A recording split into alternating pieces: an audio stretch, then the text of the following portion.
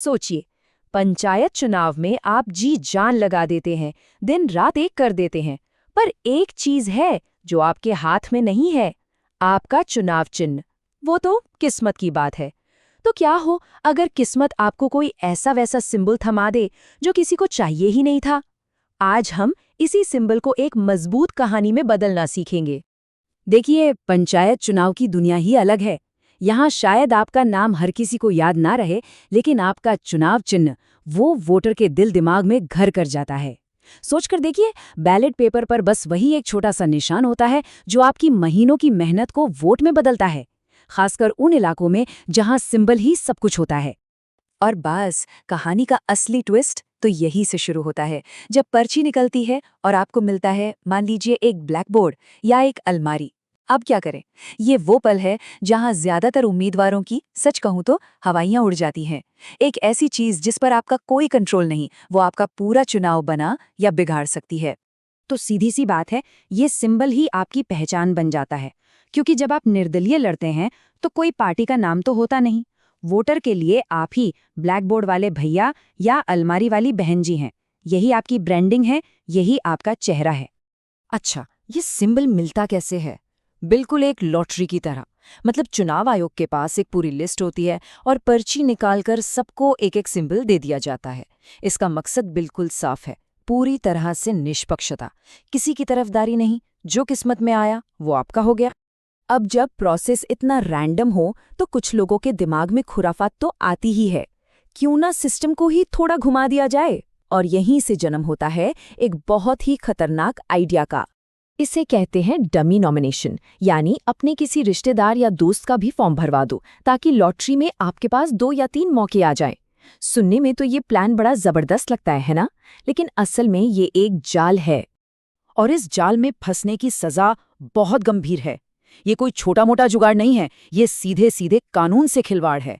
आप पर झूठी गवाही का केस हो सकता है, चुनाव लड़ने से हमेशा के लिए बैन लग सकता है, और तो और साजिश रचने का चार्ज भी लग सकता है। जितनी एनर्जी इस शॉर्टकट में लगाएंगे ना, उससे आधे में तो एक शानदार कैंपेन खड़ा हो जाएगा। तो सवाल ये है कि सही रास्ता क्या है? शॉर्टकट नहीं, बल्कि स्मार्ट कट। और वो है सिंबल एम्ब्रेस स्ट्रैटेजी। मतलब जो भी सिंबल मिला है उसे बस गले लगा लो। और इसका जो फंडा है ना, वो बहुत ही सिंपल है।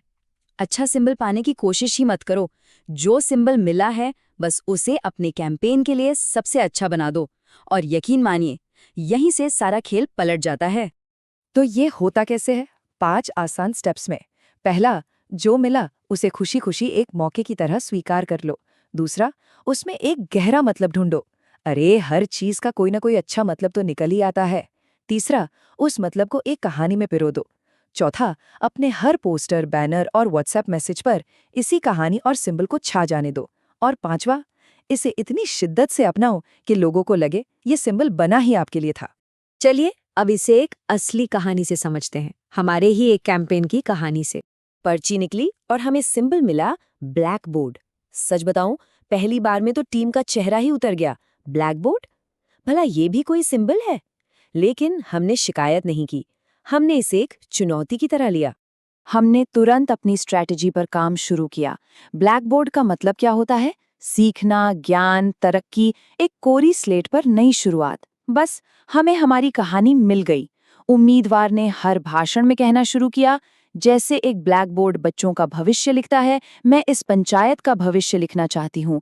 हम मिलकर एक नई शुरुआत करेंगे। कहानी तो बन गई, पर उसे लोगों के दिल तक कैसे पहुंचाएं? इसके लिए बना एक जबरदस्त भोजपुरी नारा, ना चाही रुपया पैसा, मुखिया चाही सुजाता जैसा।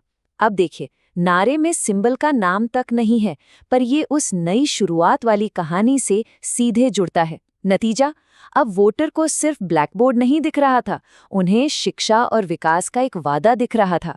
इसके बाद तो बस एक ही काम था, इस कहानी को हर कोने तक पहुंचा देना। दिन में 3 बार बाइक पर लगे स्पीकर से यही नारा और संदेश गूंजता था। फेसबुक और व्हाट्सएप पर हर रोज ब्लैकबोर्ड वाले ग्राफिक्स जाते थे। हर पोस्टर, हर पर्चे पर ब्लैकबोर्ड शान से चमकता था। चुनाव के दिन तक सुजाता और ब्लैकबोर्ड एक दूसरे का पर्याय बन चुके थे। तो इस पूरी कहानी का निचोड़ क्या है? आइए अब सबसे जरूरी बात पर आते हैं। बात बहुत सीधी सी है। आपका चुनाव चिन्ह कभी भी आपके चरित्र से बड़ा नहीं हो सकता। सिंबल तो बस एक जरिया है, अपनी बात लोगों तक पहुंचाने का एक टूल। असली चीज तो आपका विजन है, आपकी नीयत है। लोग सिंबल को नहीं, सिंबल के पीछे खड़े इंसान को वोट देते हैं। इसलिए सिस्टम से खेलने की बजाय अपनी कहानी बनाने पर ध्यान दें।